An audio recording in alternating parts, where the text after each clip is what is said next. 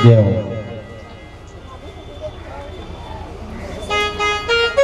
बोलो श्री अरदास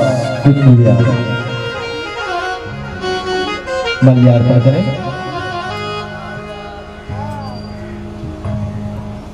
नारायणं नमस्कृत्यं नरं चैव नरोत्तमं देवीं सरस्वतीं व्यासं ततो जयमुदीरये।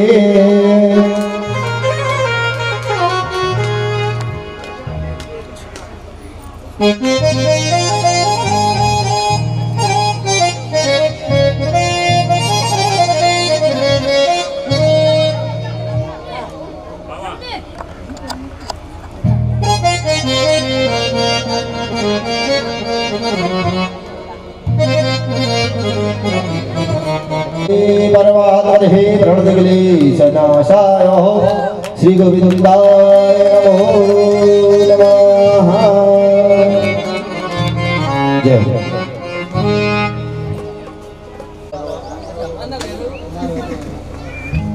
वाला सिस्टम में कीर्तन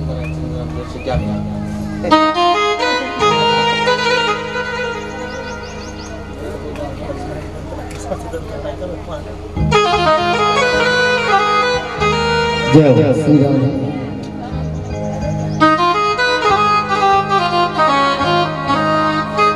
सभी आरती के लिए खड़े हो जाएंगे अपने अपने स्थान पर। अभी आरती होने के लिए जा रही है। ठीक, आरती के लिए सभी अपने अपने स्थान पर सभी खड़े हो जाएंगे। मैं एक बार पुनः सभी को सूचित करता हूँ कि व्यास जी महाराज व्यास पीठ पर आसीन हो चुके। मेरी इस यंत्र के द्वारा जहाँ तक मेरी आवाज सुने हैं वो शीघ्र आरती में सम्मिलित होने कष्ट करें।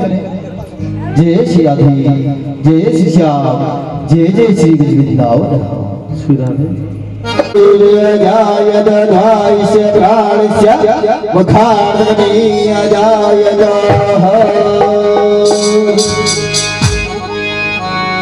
श्री भागवत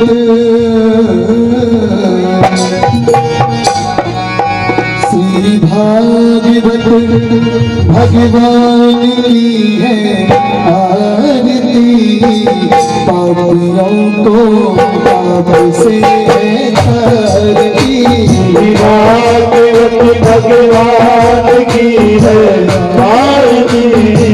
पापियों को पाप से है तारती। भागवत भगवान की है आरती। पापियों को पाप से है तारती।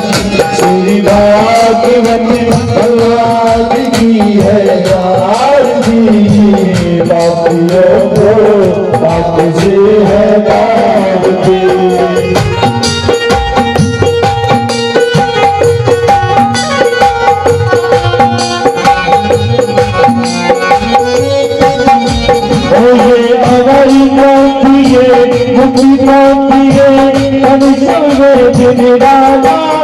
कभी ज्योति जगाने वाला हमारी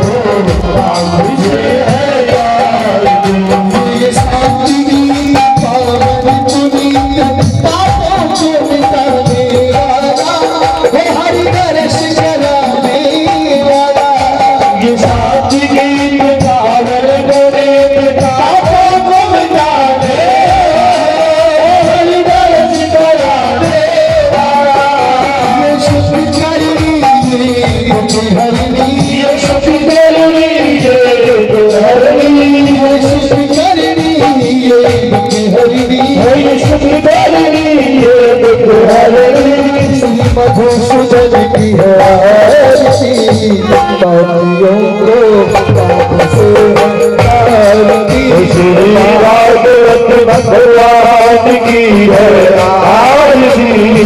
पापियों को पाप से है पारती।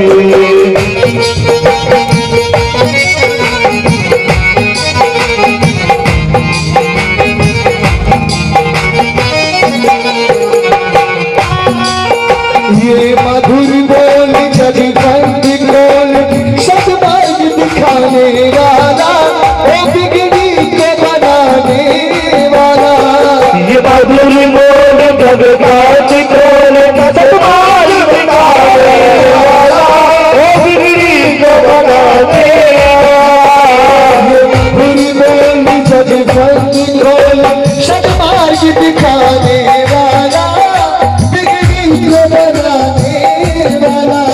ये मधुर बोल जगवंत बोल सतमार्ग दिखाने वाला, बिगड़ी को बनाने वाला। श्री राम यही घनश्याम यही, सावन वृंदावन राम यही। श्री राम यही घनश्याम यही, सावन वृंदावन राम यही।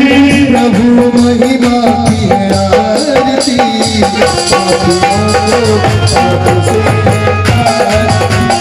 भागवत भगवान की है आरती। पापियों को पाप से है तारी। सूर्य गौरव करुणावतार, संसार सावन मुझे सदा सतत विद्यालय।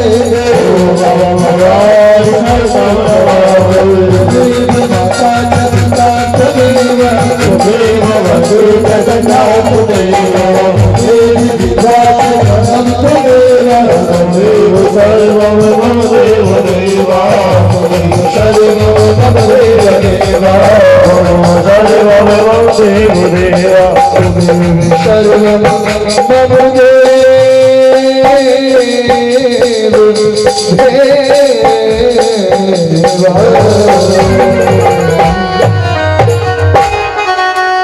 जय हो व्यासी महाराज की जय हो। समस्त भक्त बंधुओं की जय हो। आगे बहलाल की जय हो। जय जय श्री राधे श्री राधे। सभी और बड़े सुंदर भाव से कथा श्रवण कर अपने जीवन को बड़भागी बनाएंगे। श्री राधे श्याम। वर्णानामर्थ संघानां रसानां छन्दसामपि मंगलानां चौकर्तारो वन्दे वाणि विनायको लोकाभिरामं रणरङ्गधीरं राजीवनेत्रं रघुवंशनाथं कारुण्यरूपं करुणाकरन्तं श्रीरामचन्द्रं शरणं प्रपद्ये। श्रीरामचन्द्रं शरणं प्रपद्ये। शानन्दमानन्द वने वसन्तम् आनन्दकन्दं हतपापवृन्दं वाराणसी नाथ मनाथ नाथं श्रीविश्वनाथं शरणं प्रपद्ये। मनोजवं मारुततुल्यवेगं जितेन्द्रियं बुद्धिमतां वरिष्ठं वातात्मजं वानरायुधमुख्यं श्रीरामदूतं शरणं प्रपद्ये। श्रीरामदूतं शरणं प्रपद्ये। श्री राधे मेरी स्वामिनी, मैं राधे को दास, जन्म जन्म मोहि दीजियो श्री वृंदावन को वास। श्री वृंदावन को दास भलो, जहाँ पास बहत जमुना पटरानी। जो जन नहाय के ध्यान धरे, बैकुंठ मिले तिनको रजधानी। श्री कृष्णाय वासुदेवाय देवकी नंदनाय च नंद गोप कुमाराय गोविंदाय नमो नमः। श्री कृष्णं नारायणं वन्दे, कृष्णं वन्दे ब्रजप्रियम्। श्रीकृष्णं द्वैपायनं वन्दे, श्रीकृष्णं वन्दे प्रीतासुतम्। बोलिए श्री राधा रानी सरकार की, श्री वृंदावन बिहारी लाल की, श्री रामचंद्र जी महाराज की। ओम नमः पार्वती पते शिव हर हर महादेव। बोलिए पवन सुत हनुमान जी महाराज की जय। समस्त ग्राम देवी देवता की जय हो, समस्त समाज की जय हो, समस्त संतन समाज की जय हो, यही नगर की जय हो, यही धाम की जय हो।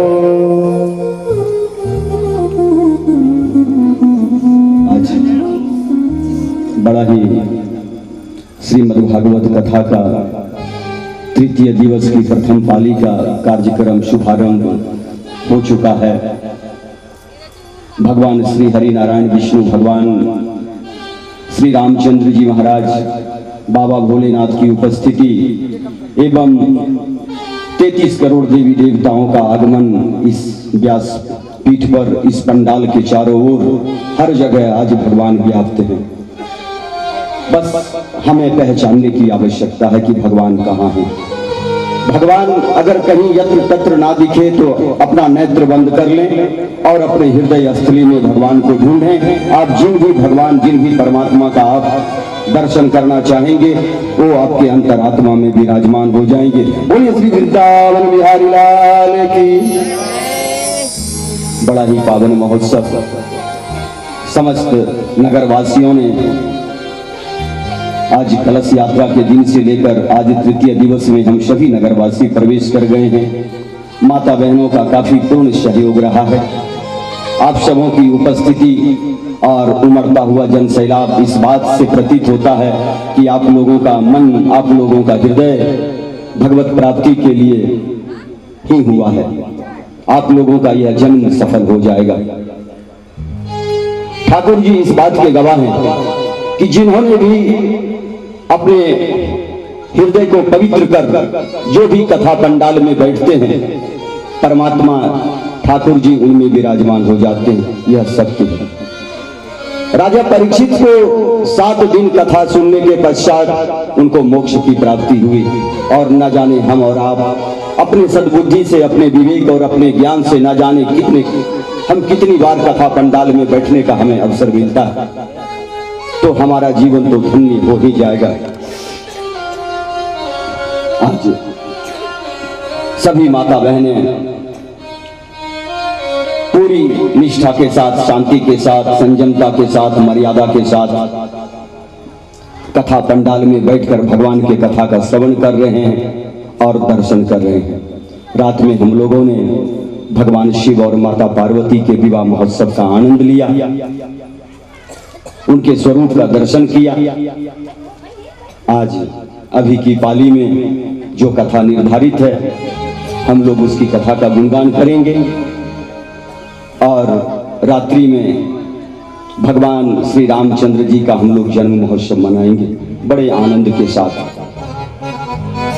आप लोग पूरी श्रद्धा के साथ, पूरी निष्ठा के साथ आप लोग कथा पंडाल में आएं और भगवान के भाव का भजन करें और उन्हें अपने हृदय में स्थापना करने का, स्थापित करने का उन्हें प्रयत्न करें। अब आएं, अपने जिह्वा को पवित्र कर लें 2 मिनट और उसके बाद हम लोग कथा में प्रवेश करेंगे। बोलिए श्री वृंदावन बिहारी लाल की।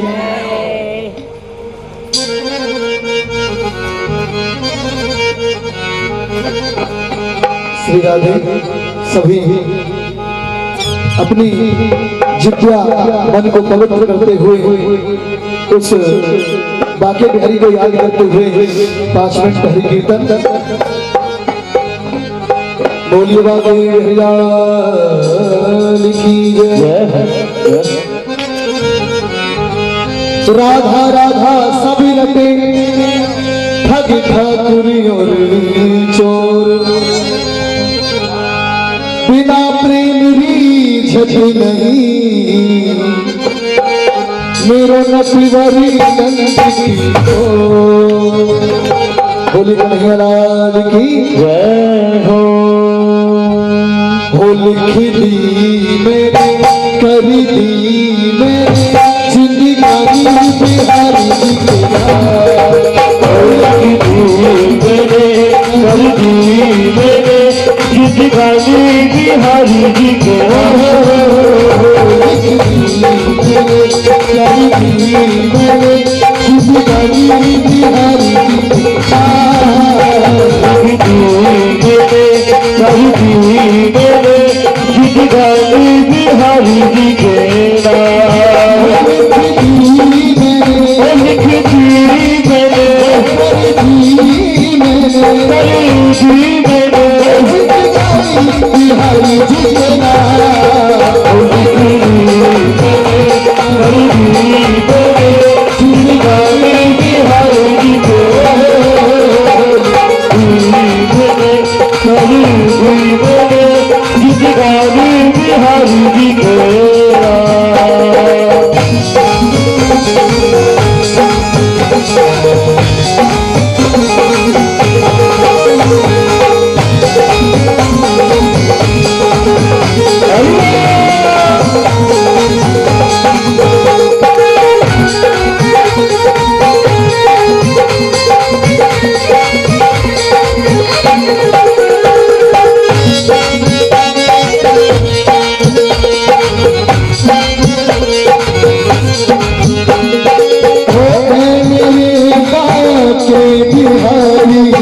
आप ही मेरी जिंदगी। मेरे बाप बिहारी आप ही मेरी जिंदगी। ऐसी कर दो कृपा सदाना सारा हूँ मैं तेरी जिंदगी। ऐसी कर दो अंक पाएगा सारा हूँ मैं तेरी जिंदगी।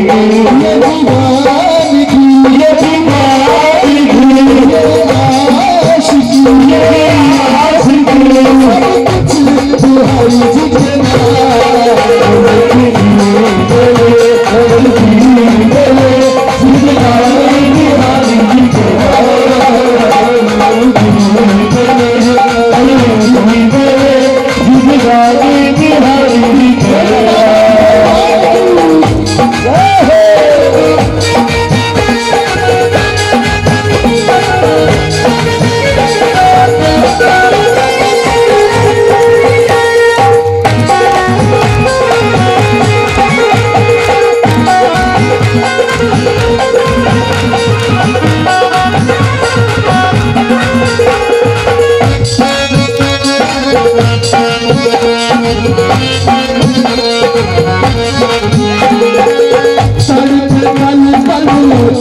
मिलन को फांसी में भी जिंदगी।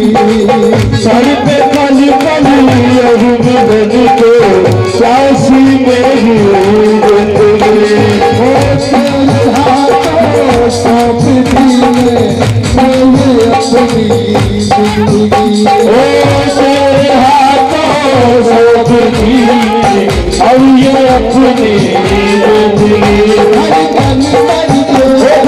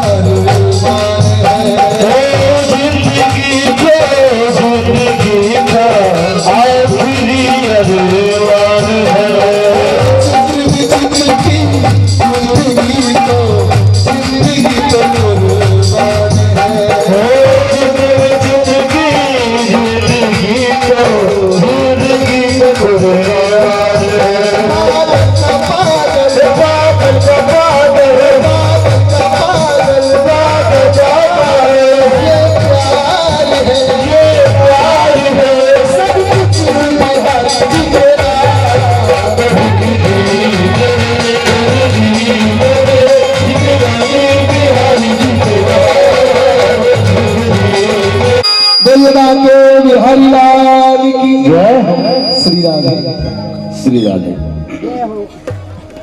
श्री राधे राधे। सब भाई तैयार हो भक्त जब अपने भाव में आता है सब कुछ भूल बैठता है। ये भगवान के भक्त हैं, श्री हरि नारायण के भक्त हैं, श्री राम के आशिक हैं। ये कोई साधारण व्यक्ति नहीं है। इन्होंने अपना जीवन पर्यंत श्री राम की सेवा में लगा दिया, श्री राम के भजन में लगा दिया। जहाँ जहाँ भगवान राम की चर्चा होती है, जैसे ही आज इन्हें पता चला कि आज भगवान राम का जन्म महोत्सव मनाया जाएगा, उतने दूर से लंबी यात्रा करके ये सामने आए और अपने आप को रोक नहीं पाए।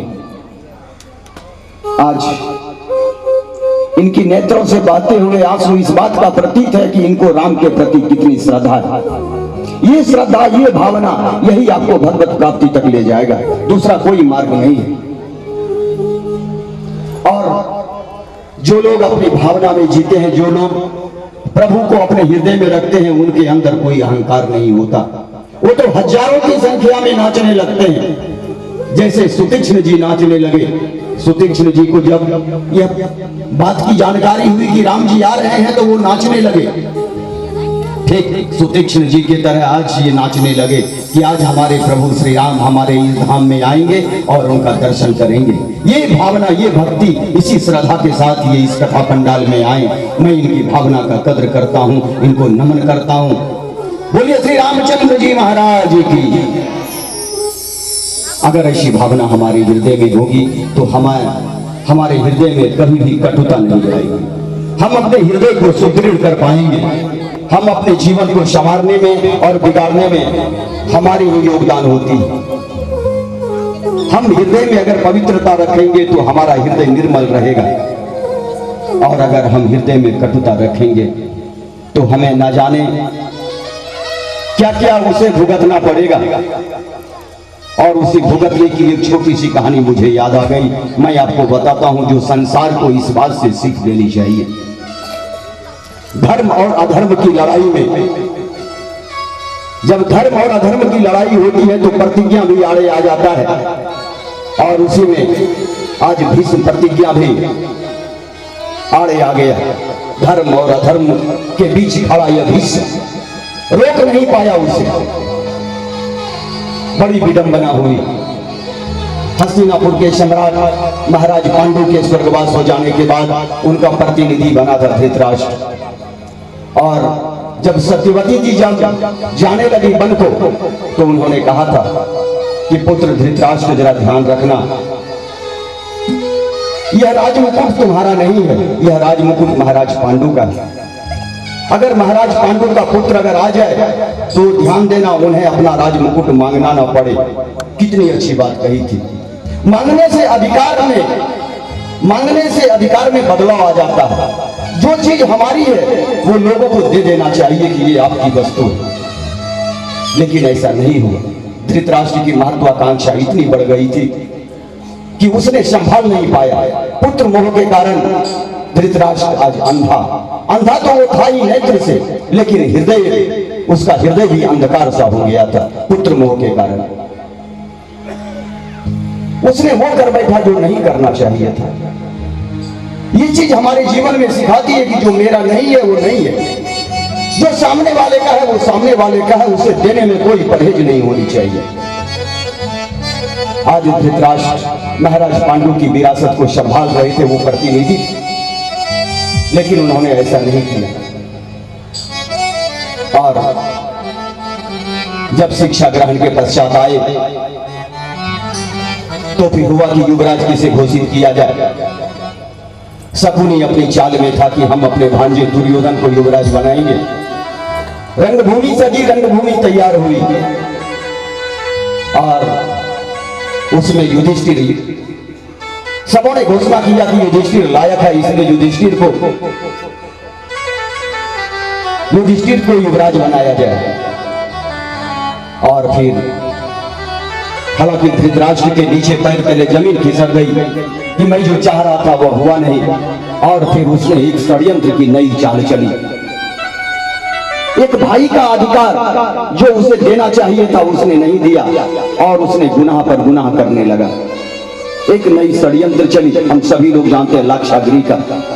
उसी समय वारणावृत में एक बहुत बड़ा समारोह था भगवान शिवशंकर, चंद्रमौली शिवशंकर का।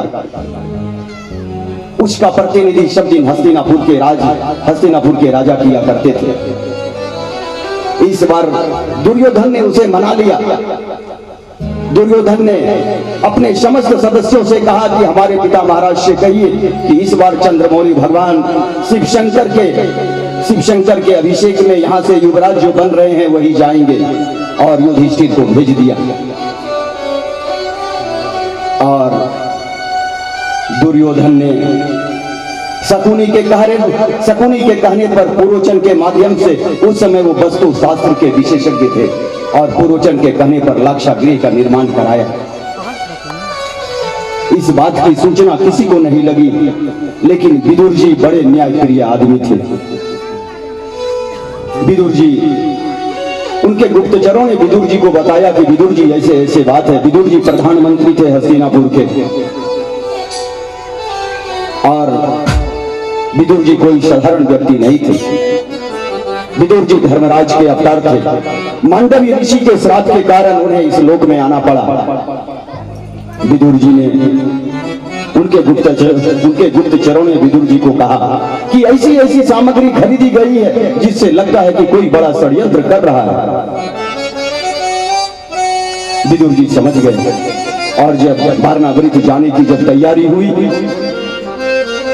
तो विदुर जी ने सब जब जाने लगे तो एक बात उन्होंने कहा युधिष्ठिर से कि युधिष्ठिर, ये बताओ कि जंगल की आग में कौन सुरक्षित रह सकता है? अचानक ऐसा प्रश्न पूछना, ध्यान दीजिएगा इस बात को कि आपके अगर मंगल यात्रा के बीच अगर कोई बीच में प्रश्न पूछ बैठे तो इस बात का सदैव ख्याल रहे कि सामने वाला क्या बोलना चाह रहा है। अनेकों लोग थे उस जगह, उनकी विदाई का समारोह था। सब लोग जा रहे थे, रथ सजकर तैयार था। वारणावृत में चंद्रमौली भगवान शिवशंकर के महाभिषेक में हजारों लोग थे, घर के सारे सदस्य थे। उसी बीच में विदुर जी ने कहा, युधिष्ठिर, मैं तुमसे पूछना चाहता हूं कि जंगल की आग में सुरक्षित कौन रह सकता है? किसी ने कुछ कहा, लेकिन युधिष्ठिर ने उत्तम जवाब दिया। वो भी धर्मराज थे। युधिष्ठिर ने कहा, चूहा। बोला ठीक है। संकेत दिया, सावधान रहना।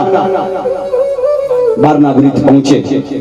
लाक्षागिरी सच के तैयार था, इस कदर लाक्षागिरी बनाया था जैसे लगता नहीं था कि वो ऐसी सामग्री से बनाया गया जो अति ज्वलनशील था। युधिष्ठिर अपने भाइयों के साथ माता कुंती के साथ प्रवेश किए, लेकिन उस घर के आगे जैसे अंदर आए तो वहां प्रवेश द्वार तो था मगर उसके अंदर निकास द्वार नहीं था। जरा ध्यान देंगे आप लोग।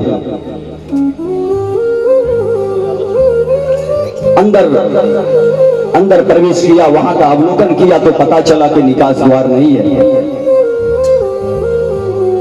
उस घर में कभी प्रवेश नहीं करना चाहिए जहां निकास द्वार नहीं हो। वो घर हमारे जीवन के लिए खतरा है, इस बात का भी ध्यान रहे। इस बात का भी संकेत इसमें दिया जाता है, उस घर में कभी प्रवेश ना करें जिस घर में निकास द्वार नहीं हो। अगर घर के मुख्य द्वार पर आग लग जाए तो हम कैसे भागेंगे? युधिष्ठिर समझ गए कि जरूर इसमें कोई न कोई चाल है, और फिर सुरंग के माध्यम से वो वहां से लाक्षागिरी से बाहर निकले। उन षड्यंत्रों को पांडव की सूझबूझ से और विदुर जी की नीति से उन्होंने सफलता पाई और वन में चले गए। वन में इसलिए गए कि हम आखिर जानना चाहते हैं कि मेरे धर्मराज, हमारे जो पिता महाराज हैं, जो महाराज युधिष्ठिर, आखिर वो चाहते क्या है। ये जानने के बहाने वो लोग जंगल में ही अपना समय बिताने लगे। और फिर भीम जी की शादी वहीं होती है वन में हिडिंबा के साथ। हिडिंबा राक्षसी कुल की कन्या थी। हिडिंबा से विवाह न करने के बाद हिडिंबा ने काफी जिद किया, लेकिन माता कुंती ने कहा कि नहीं, तुम्हें विवाह कर लेना चाहिए, लेकिन मेरा पुत्र यहां रहेगा नहीं। हिडिंबा ने वचन दिया कि माते, हमें जैसे ही एक पुत्र की प्राप्ति होगी मैं आपके पुत्र को वापस कर दूंगा। भीम और हिडिंबा के एक पुत्र हुए घटोत्कच, हम सभी जानते हैं। घटोत्कच के जन्म लेने के पश्चात भीम वापस अपने भाई के साथ गए और उसी बीच में कामपिल्य में स्वयंवर था। स्वयंवर किनका था? द्रौपदी जी का। उस स्वयंवर सभाएं सजी हुई थी। किसी ने बताया कि स्वयंवर है राजा द्रौपदी के यहाँ, द्रौपदी का स्वयंवर। पांचों कुमार चले स्वयंवर में, अनेक राजागण आए थे। ऐसा लक्ष्य था कि भेजना बड़ा मुश्किल था, क्योंकि राजा द्रौपद ने ऐसी नीति बनाई थी। द्रुपद का लक्ष्य ऐसा था कि उसे अर्जुन के अलावे कोई भेद ना सके, और ऐसा ही हुआ।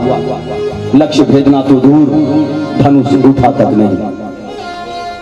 लेकिन कौरव की ओर से दुर्योधन के साथ उसका प्रिय मित्र कर्ण भी आया था। कर्ण ने उस धनुष को उठा लिया, और जैसे ही उसने संधान करने का प्रयास किया तो भगवान कृष्ण वहां विराजमान थे। भगवान कृष्ण ने द्रौपदी को इशारा किया। भगवान कृष्ण की बात को समझ गए द्रौपदी जी, और द्रौपदी जी ने कह दिया कि नहीं, मैं सूत पुत्र से विवाह नहीं करूंगी।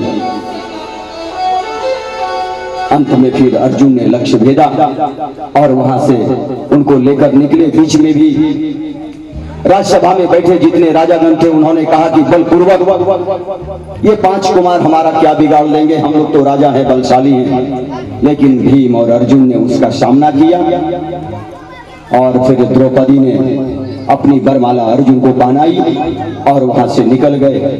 जैसे ही कुटिया में प्रवेश होते हैं, एक छोटी सी गलती की है अर्जुन और भीम ने।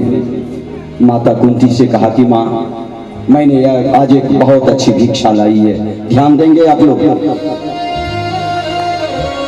कुंती को कहा भीम और अर्जुन ने कि मां, मैं आज एक बहुत अच्छी भिक्षा लाया हूं। माता ने बिना देखे कह दिया कि आपस में पांचों भाई बांट लो। माता का वचन कभी खाली नहीं जा सकता। अर्जुन और भीम दोनों को ऐसा झटका लगा कि जैसे मानिए वज्रपात हो गया हो। भीम ने कहा, माते ये आपने क्या किया? माता ने जैसे ही पीछे मुड़कर देखा तो कहा, तुमने ये झूठ क्यों बोला? अब इसका निदान कैसे होगा? आपस में वार्तालाप ही कर रहे थे, तब तक भगवान प्रकट हो गए। श्री कृष्ण जी भगवान आए और उन्होंने उस बात का समाधान किया। इस बात से हमें यह सीख मिलती है कि बिना देखे आप या हम कुछ भी ना कहें और मां से कभी झूठ ना बोलें, इस बात का इसमें प्रमाण दिया गया है। आज द्रौपदी के साथ क्या अन्याय हुआ? द्रौपदी का स्वयंवर जीत कर आया था कौन? अर्जुन, और विवाह के साथ करना पड़ा पांचों भाइयों के साथ। ये विडंबना हुई। एक छोटी सी गलती के कारण झूठ बोला और वही झूठ के कारण द्रौपदी आज भटकती रही। उनके साथ कितना अन्याय हुआ, उनका जीवन कितना दुखद हुआ। आज द्रौपदी का समाधान किया भगवान कृष्ण ने कि इसमें किसी का कोई दोष नहीं है, इसका जिम्मेदार स्वयं द्रौपदी है। क्यों? तो द्रौपदी ने भगवान शिव से 5 बार मांगा था कि हमारा पति धर्मराज हो, हमारा पति संपूर्ण बलशाली हो, हमारा पति गांडीवधारी हो, हमारे पति के धनुष से पूरा संसार थर्रा जाए, हमारा पति देखने में सुंदर हो, सीधवान हो। भगवान भोलेनाथ ने कहा था कि द्रौपदी, ये समस्त गुण एक व्यक्ति में नहीं हो सकते, लेकिन द्रौपदी एक स्त्री थी, अपनी जिद पर अड़ गई। उन्होंने कहा कि प्रभु अगर देना है तो यही दीजिए, वरना आप चले जाइए, मैं समाधि में फिर बैठ जाऊंगी। भगवान शिव शंकर ने कहा कि चलो कोई बात नहीं, तेरी जो इच्छा है। बोला तथास्तु। आज उसी का कारण द्रौपदी को, इसलिए भगवान से ज्यादा वर मत मांगे, एक मांगे एक, वरना 5 के उलझनों में हमारा जीवन द्रौपदी की तरह इधर उधर चला जाएगा। संपूर्ण चीज मांगने की आवश्यकता नहीं है। अगर कभी भगवान से मांगने की आवश्यकता हो तो एक चीज मांगे कि प्रभु आपकी भक्ति में हमारी जिंदगी बीत जाए, यही मैं चाहता हूं। उनकी भक्ति में अपने आप को लीन कर दे। और द्रौपदी ने 5 वरदान मांगे। यही कारण हुआ कि द्रौपदी का विवाह 5 पांडवों से हुआ। जब यह जानकारी पूरे संसार में फैल गई, हस्तिनापुर में फैल गई, उसके बाद भीष्म पितामह ने बड़ी जोरदार तरीके से धृतराष्ट्र को कहा कि जब तुम्हें यह पता चल गया है कि 5 पांडव जिंदा हैं तो उन्हें आदर पूर्वक बुलाओ, अन्यथा अनर्थ हो जाएगा। भीष्म पिता के वचनानुसार धृतराष्ट्र ने विदुर जी को भेजा। विदुर जी गए और राजा द्रुपद से निवेदन किया कि हे द्रुपद राज, मैं अपनी बहू को लेने आया हूं और साथ में अपने 5 पांडु पुत्रों को। बहुत अच्छी बात कही राजा द्रुपद ने। राजा द्रुपद ने कहा कि हमारी पुत्री आपकी बहू है, आप उन्हें ले जा सकते हैं, इजाजत मैं दूंगा, लेकिन पांडव आपके पुत्र हैं, वो जाएंगे या नहीं, वो हमारे दामाद हैं, मैं उन्हें जाने नहीं कहूंगा। इसलिए हमारी बेटी आपकी बधू है, आप ले जा सकते हैं। इस बात से भी हमें सीखनी चाहिए। हम कभी कभी ये जिद कर बैठते हैं कि हमारी बेटी आपके घर नहीं जाएगी, हमारे समझी के यहां से लेने आते हैं तो हम ये आनाकानी करने लगते हैं, लेकिन वो राजा द्रुपद ने नहीं किया। राजा द्रुपद ने कहा कि आपके पुत्र जाएंगे या नहीं ये मैं नहीं जानता, लेकिन आप आए हैं विदुर जी, आप हमारी पुत्री को ले जा सकते हैं, ये आपकी बधू है। आपके पुत्र जाएंगे या नहीं जाएंगे मैं नहीं कह सकता। इस बात से हमें सीखनी चाहिए कि जो चीज मेरी नहीं है वो नहीं है। शादी हो गई, वो संपत्ति उनकी हो गई।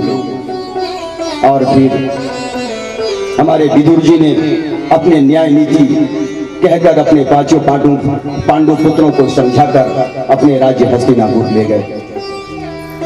हस्तिनापुर में दिखावे का उत्सव चल रहा था, सिर्फ दिखावे का, अंदर में प्रेम नहीं था।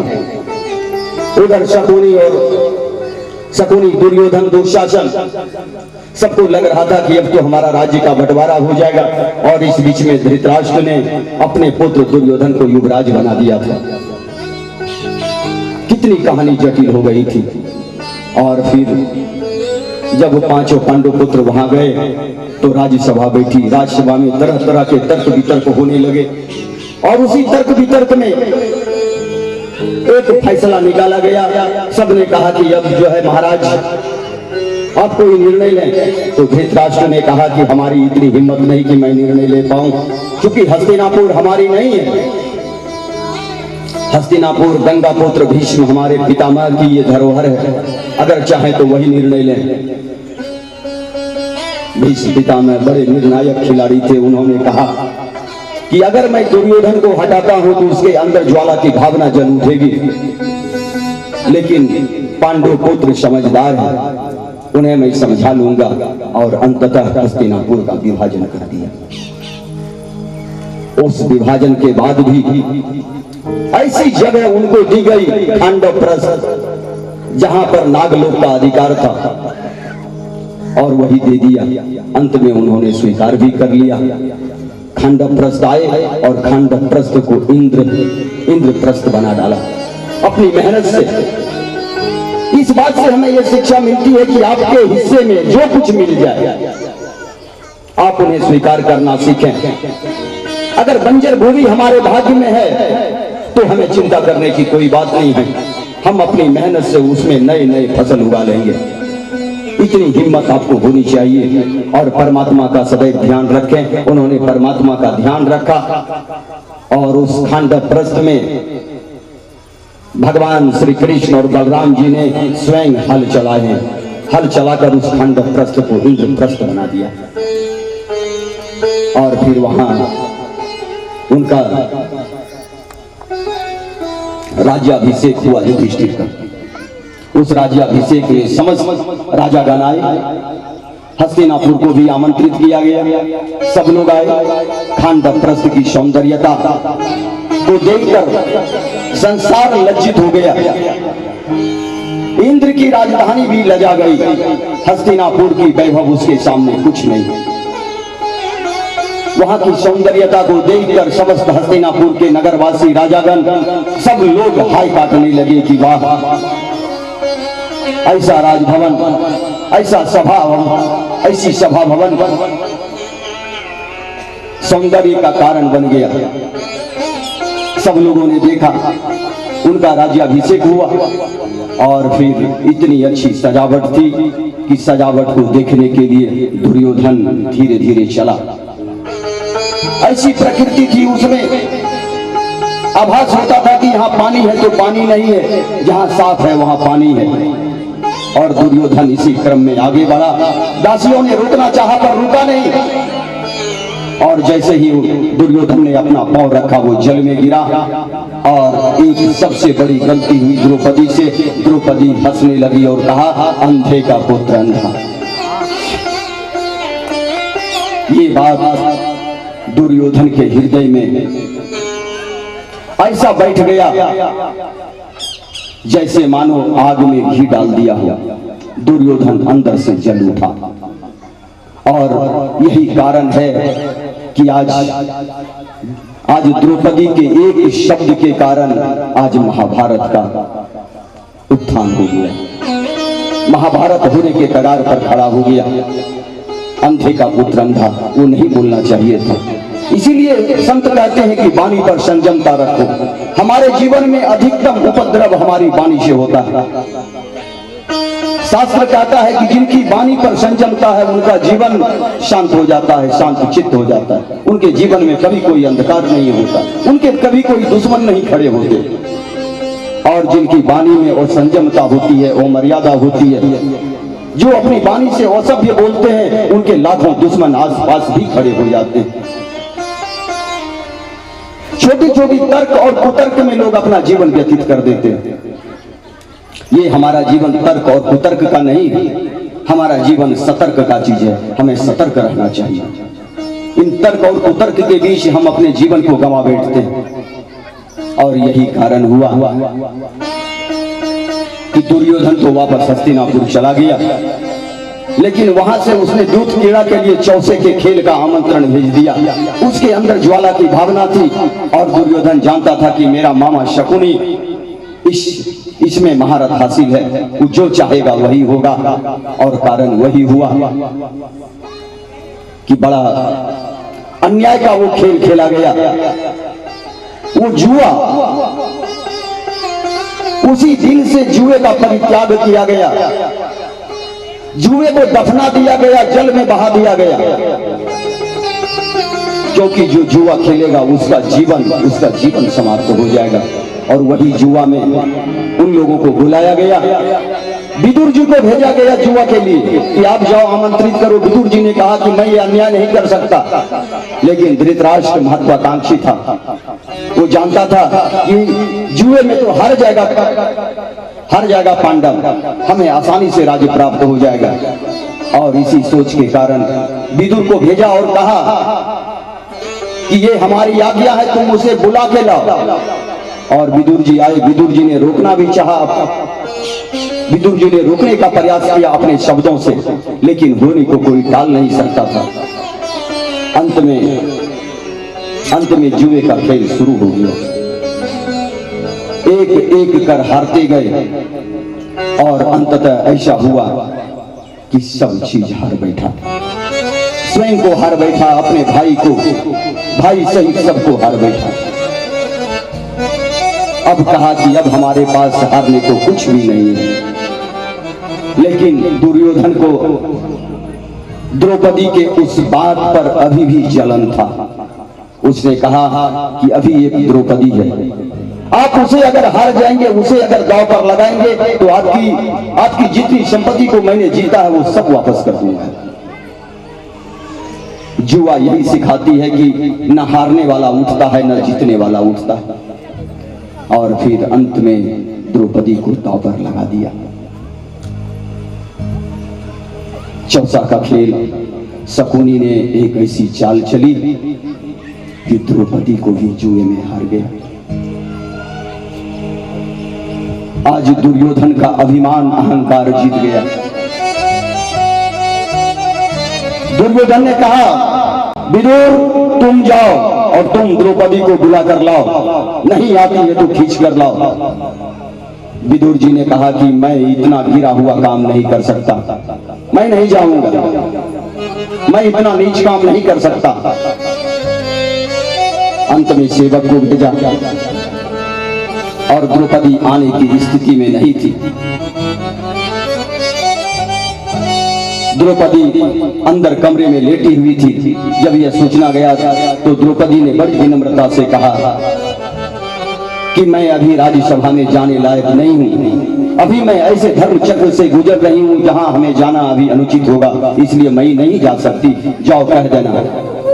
अंत में यह समाचार दुर्योधन पाते ही आग बबूला हो गया और फिर वहां से अपने भाई दुशासन को भेजा। दुशासन आया और दुशासन ने अपमानित भरे शब्दों में द्रौपदी से कहा कि चलो, तुम्हारे पांचों पांडवों ने हार गया है तुम्हें, अब तुम हमारी दासी हो।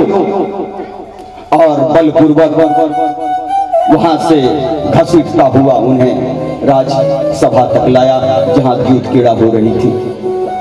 अपमान किया उस औरत का। आज मर्यादा के प्रतीक थी वो। नारियों का सम्मान हमें करना चाहिए, और जिसने भी नारियों का अपमान किया है उसका कुल परिवार सब उजड़ गया।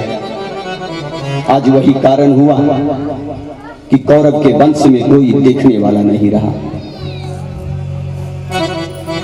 लाया गया उन्हें द्रौपदी को और बीच सभा में खड़ा कर दिया गया। कर्ण समझदार था, लेकिन मित्र जब अहंकारी हो तो आप कितना भी भले क्यों ना हो, आप में वो गुण आ ही जाएगा। इसलिए मित्रता सोच समझकर करनी चाहिए। मित्र अगर आपके लायक ना हो तो उसे ठुकराने में कोई परहेज नहीं। हमारे संत कहा करते हैं कि संगत और पंगत देखकर करना चाहिए। जिस संगत में शुद्ध विचार ना हो और जिस पंगत में शुद्ध आहार ना हो, उसे छोड़ देने में ही गति है, उसे छोड़ देना चाहिए। लेकिन कर्ण समझ नहीं पाया। वहां परिवार का मामला था, फिर भी कर्ण ने जंघा ठोक कर कहा कि 5 पतियों वाली वैश्या, इसका मान क्या और अपमान किया।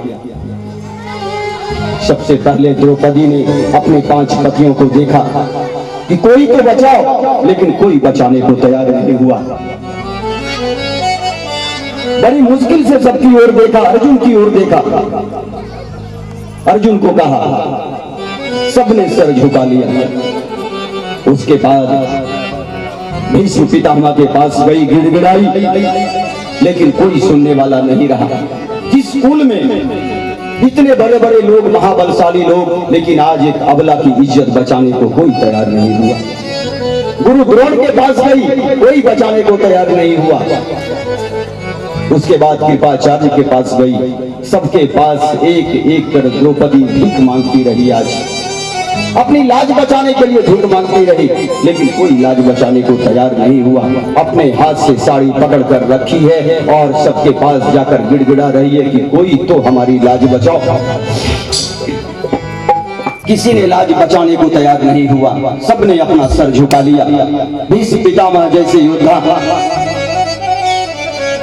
वो भी लज्जित होकर उन्होंने अपना सर झुका लिया। अब द्रौपदी को लगा कि अब मेरा कोई सहारा नहीं। द्रौपदी ने अपने दोनों हाथ से कसकर साड़ी पकड़ा और दुशासन ने साड़ी खींचना शुरू किया, लेकिन दुशासन बलशाली था। द्रौपदी की ताकत उसके सामने छोटी पड़ गई। द्रौपदी के हाथों से साड़ी फिसलने लगी।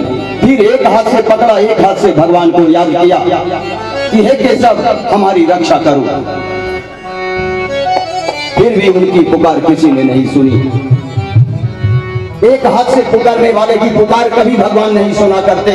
जब तक आप अपने हृदय और मन दोनों को पवित्र रखेंगे, ये हमारे दोनों हाथ एक हृदय और एक मन है, जब तक हमारा हृदय और मन दोनों पवित्र नहीं होगा तो भगवान नहीं आएंगे। द्रौपदी ने एक हाथ से पकड़ा, भगवान नहीं आए, और जब द्रौपदी को लगा कि अब हमें भगवान के अलावे कोई नहीं बचा सकता, उसने दोनों हाथ खड़ा कर दिया और कहा, लाज रखो हे गिरधारी, लाज रखो,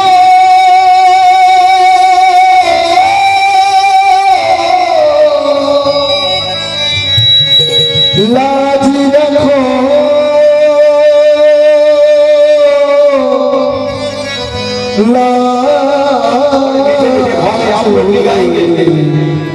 रखो, लाज रखो हे कृष्ण मुरारी, लाज रखो हे कृष्ण मुरारी, लाज रखो हे कृष्ण मुरारी, लाज रखो हे कृष्ण मुरारी, हे गिरधारी, हे गिरधारी कृष्ण मुरारी, लाज रखो कृष्ण मुरारी, लाज रखो कृष्ण मुरारी।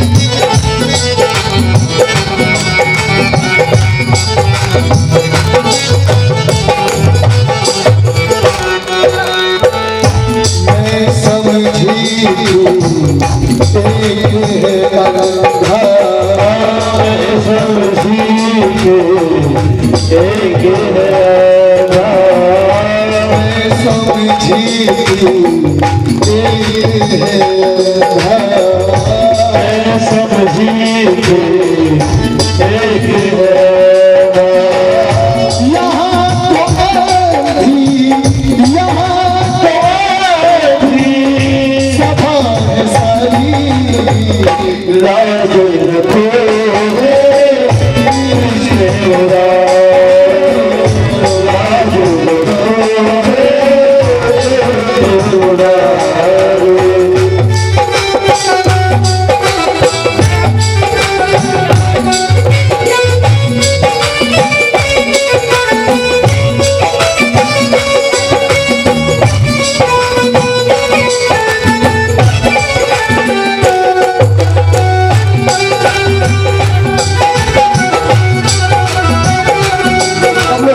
तालियां बजाएं, भगवान का भजन करें। कहती है यहाँ मैं तो ये सोचती थी कि एक ही अंधा है, लेकिन आज तो मुझे ऐसा लगता है कि सभा सारी अंधी है। जो एक दुखिया, एक अबला की इज्जत ऐसे नीलाम हो रही है और सब ऐसे देख रहे हैं। कहती है अब मैं आस करूं कहूं किससे, अब मैं आस करूं कहूं किससे, अब मैं आस करूं कहूं किससे, अब मैं आस करूं कहूं किससे। सबके सब पे, सबके सब पे लाज रखो कृष्ण लाज रखो कृष्ण मुरारी, लाज रखो कृष्ण मुरारी, लाज रखो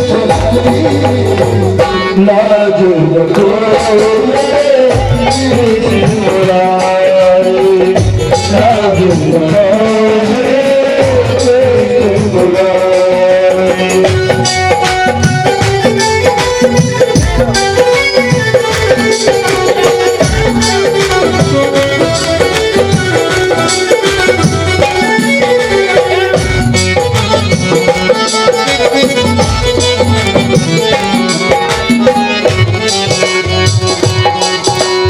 कहती है मेरे ऐसे ऐसे पति हैं, कोई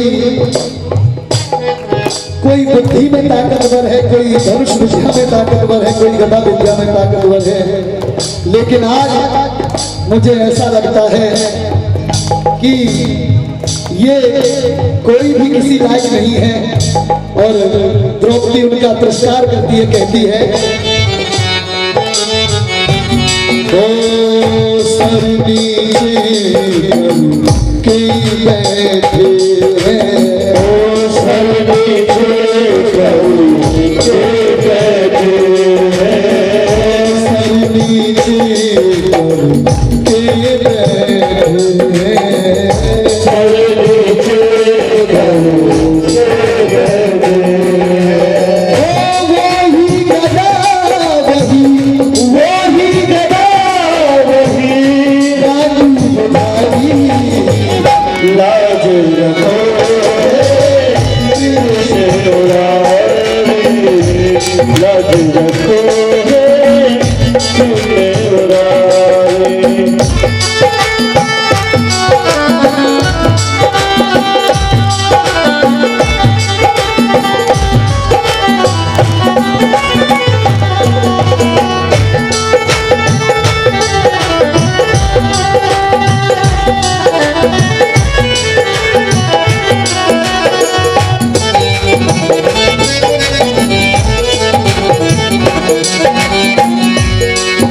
कहती है द्रौपदी,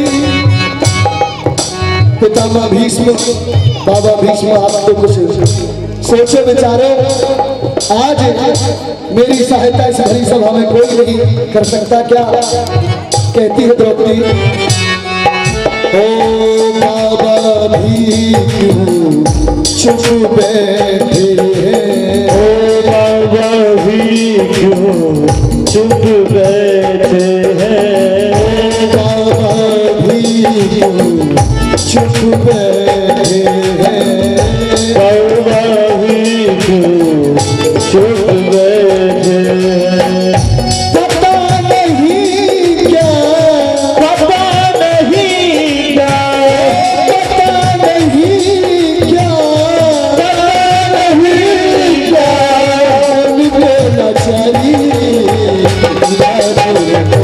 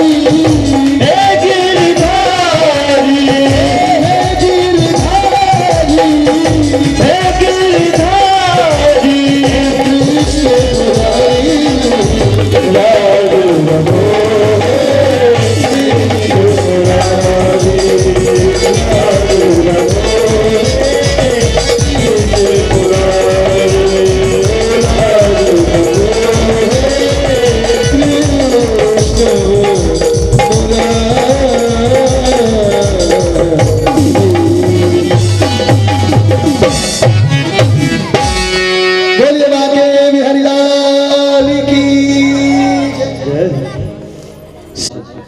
द्रौपदी की लाज बचाने के लिए भगवान स्वयं